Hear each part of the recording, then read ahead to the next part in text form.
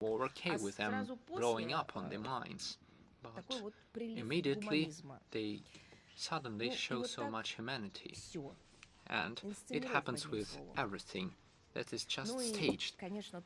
And what is currently actually shaking the entire world is the provocative actions on Nord Stream and Nord Stream 2.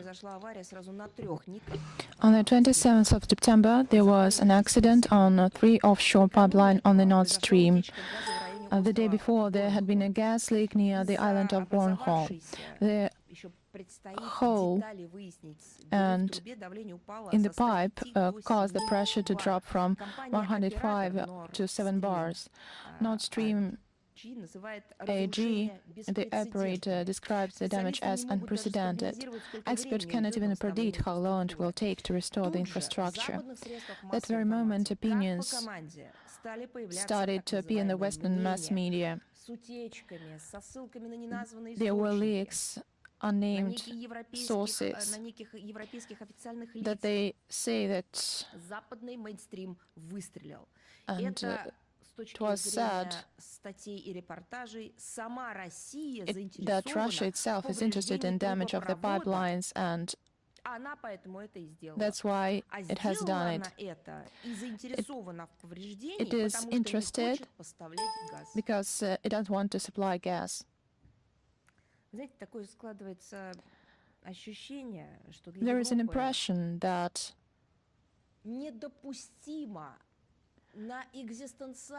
for Europe, the very idea that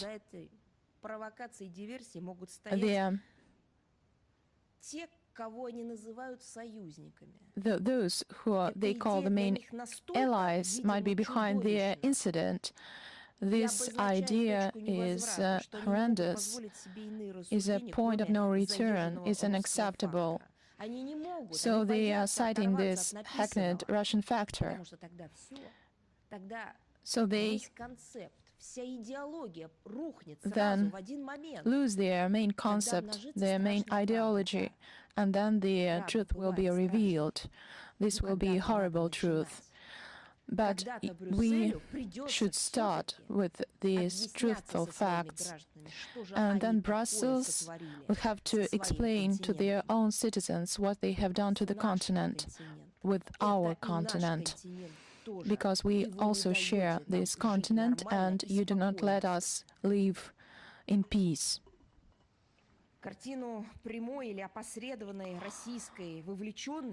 So the factor of Russian sabotage, as they call it, or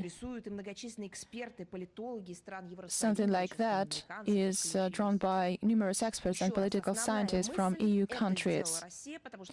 The main idea that it has been done by Russia because Russia doesn't want to supply gas to the European Union. And responsible politicians also make such statements in the West. For example, Deputy Prime Minister and Minister of Ecological Transition of Spain, Teresa Ribera, said that Russia is behind this sabotage. I think the next wave of revelations will not be long in coming. We understand that the Minister of Ecological Transition, she knows everything. May I ask you a question? When did Russia want to cut off energy supplies to Europe? So it should be the case, and it should happen according to this logic. Then what was the point of no return? When did we decide to stop supplying the energy resources to our European partners? Was it in the 1960s when the Druzhba pipeline was built? I would like to remind you that it was the Cold War. There were no contacts between the civilian societies. It was 60s. After the alliances of the Second World War, there was nothing left. So back then, we decided to stop supplying the resources to our partners. Was it a Caribbean crisis? Maybe we decided it at that point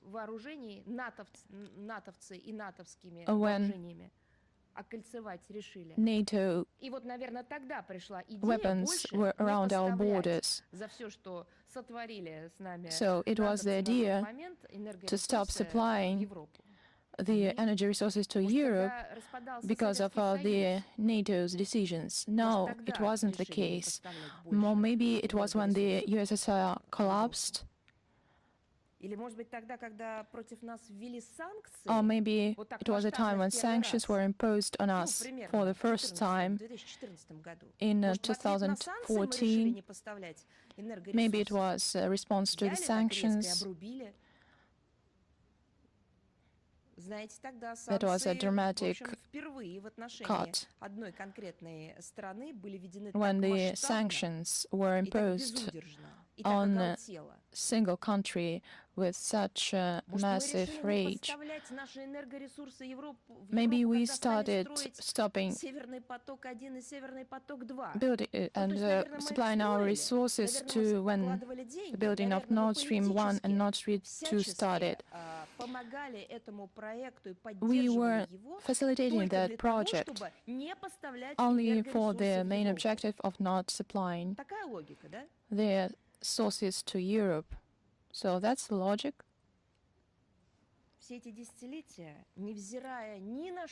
Along all these decades, notwithstanding the Cold War or the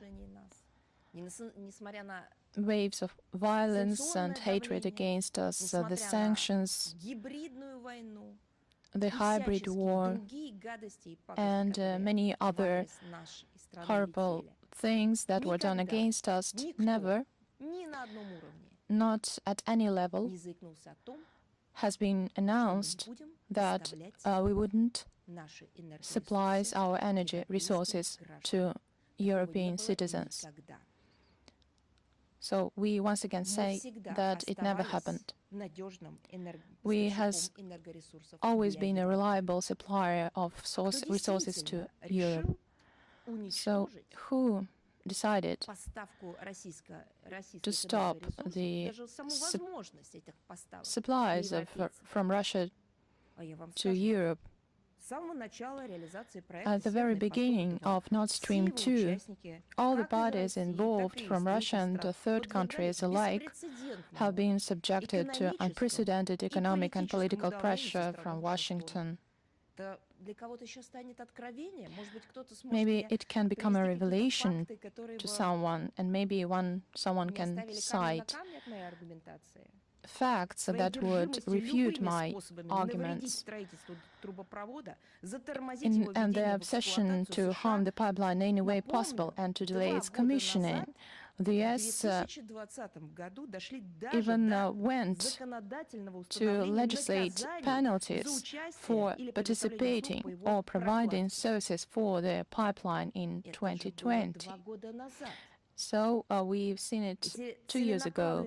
These deliberate threats of unilateral sanctions created around a purely commercial project whose construction was supposed to contribute to Europe's energy security have always served as a clear example that real European economic interests are blatantly alien to the Americans and to Washington. Russia started its national investigation, and it was announced by our law enforcement bodies, our agencies. I'd like to believe that the international investigation of this accident would be objective. The detailed clarification could be provided by the clarification regarding the statement of President Joe Biden at the press conference 7th of February. I'd like to recall, and I quote, "If Russia invades, I mean, if its tanks and troops cross the Ukrainian border again, there will be no more Nord Stream 2. We will put an end to it."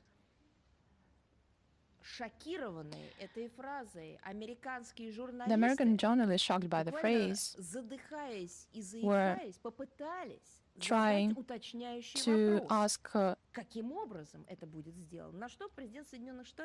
other questions. And he said, in response, the president said that he would promise and that they could do it. U.S. Undersecretary of State Victoria Nuland on the 27th of January this year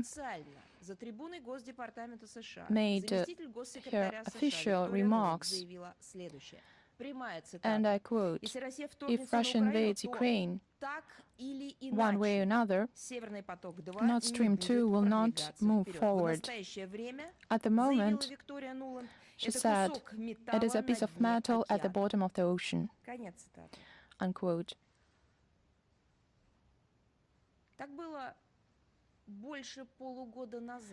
It was true half a year ago, 6 months ago, but as she said, this piece of metal at the bottom of the ocean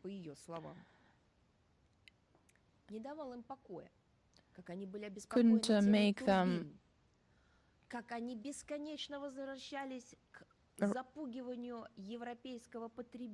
feel quiet. They were intimidating the European customers, and they were offering their assistance and support. No, it wasn't a frozen project. And European countries were working at the project because they understood the meaning of the project and its importance. And Russia has always been a reliable complier of all the contracts and all obligations. Now, the US and its through the Pentagon spokesman said that they had nothing to do with the incident, and we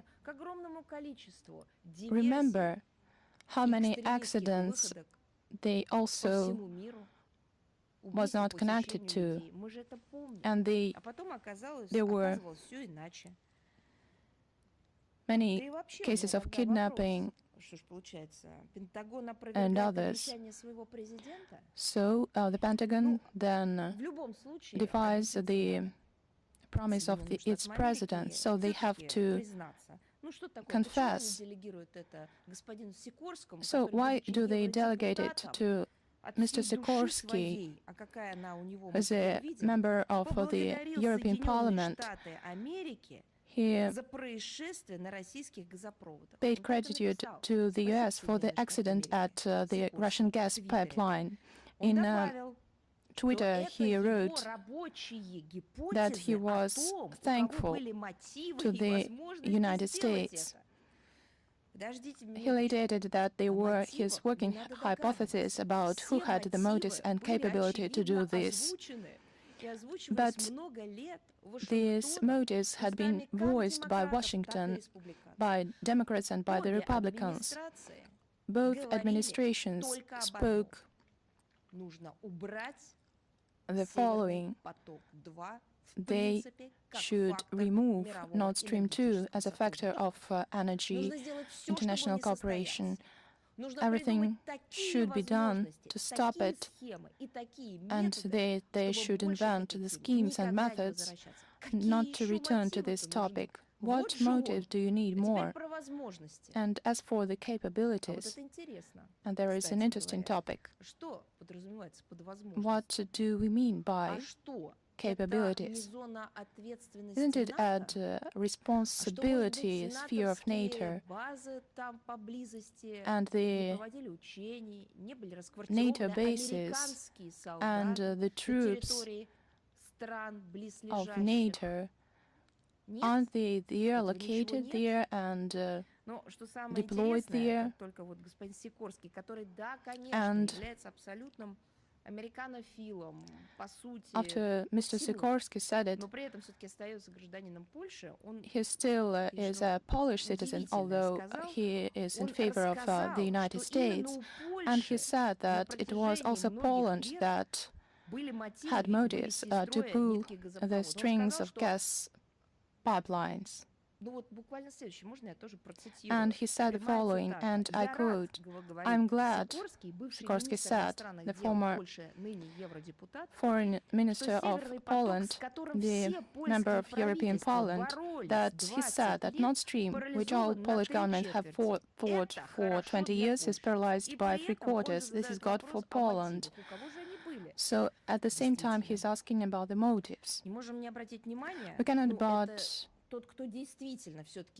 draw the attention to the fact that in July this year, near the island of Bornholm, there was a NATO exercise with the use of deep-sea equipment. Very interesting regarding the logic of the European politicians. This region is stuffed with NATO military infrastructure. Isn't it a factor? Maybe it is. This fact will be ignored. Maybe there were Russian forces deployed there, or maybe some exercises of our forces were conducted within some kind of other organizations. Maybe something happened. So please, our Western partners, maybe you could share the information with us, because we've never seen anyone but you there, because you are engaged in provocations and shams, not at the level of speculations, but at the level of sabotage. Now, we was very interested in the words of Mr. Blinken, who said that the situation is not beneficial to anyone. How come so that it isn't beneficial to the Europeans who are a link between Europe and Asia?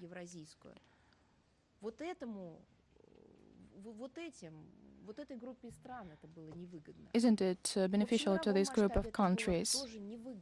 And at the international level, it was not beneficial because it demonstrated the dirt and the ignorance of morale and international law that prevails now in many countries of Europe. Of course, it was Washington. Taking down the gas pipelines. Read what has been said by your own presidents, Mr. Blinken. Perhaps you don't consider Trump your president, but still, you can read the statements by President Biden or your own predecessors at this post. You've been talking so much on the topic of why Nord Stream should be destroyed, ruined, removed from the agenda, and why exactly this would be beneficial for the United States.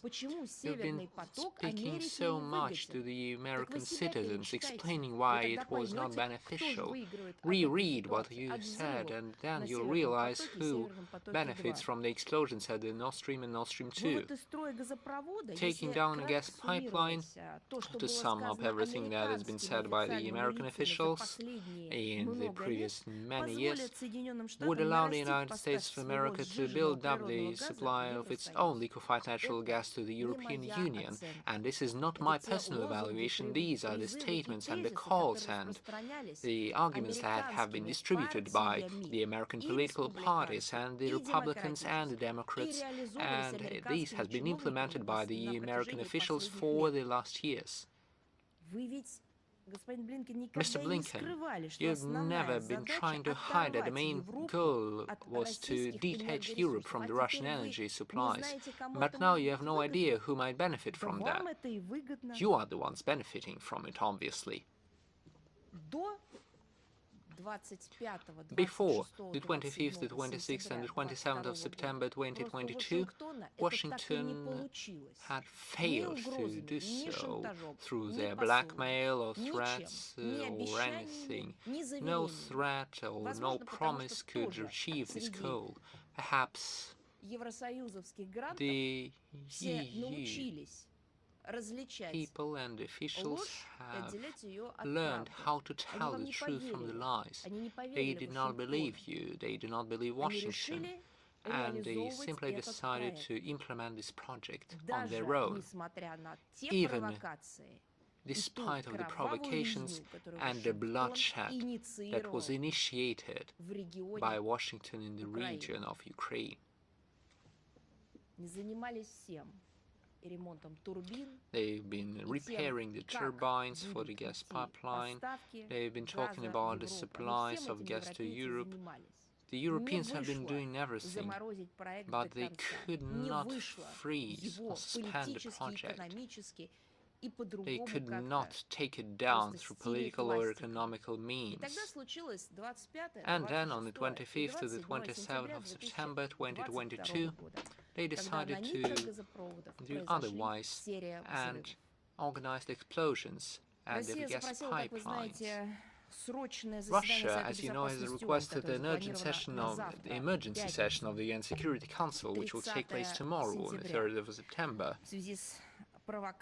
Due to the provocative actions and the sabotage regarding the Nordstream and Nordstream 2 gas pipelines. By the way, it is worth noting that we asked to convene it today on 29th of September, but do you know who stood up against this decision? Do you know who asked for more time and who tried to slow down the process of organizing this emergency session? Of course, it was NATO. NATO members from the UN Security Council said that the 30th of September would be suitable for them, not the 29th. We will be calling for an impartial investigation. Now let us move on to other topics. On the 21st of September, at the order of the President of the Russian Federation, the Russian Ministry of Emergencies has delivered a special flight containing 35 tons of humanitarian assistance to Pakistan, including the water purification system, basic necessities and food, as help in the aftermath of the catastrophic flood caused by exceptionally destructive seasonal rains. Representatives of the Sindh Provisional Government and the Foreign Minister of the Islamic Republic of Pakistan participated in the aid acceptance ceremony and expressed sincere gratitude to Russia for its support. We express our solidarity with the Pakistani people at this difficult time and wish them a speedy recovery from this natural disaster. Now, speaking of the peaceful exploration of space, the Russian Federation supports the tradition of the annual Week of Space, which was announced by the UN General Assembly back in 1999. This year, the world will mark two important dates, in fact, two important anniversaries for space. On October the 4th, it is the 65th anniversary of the launch of the Soviet Union's first artificial satellite,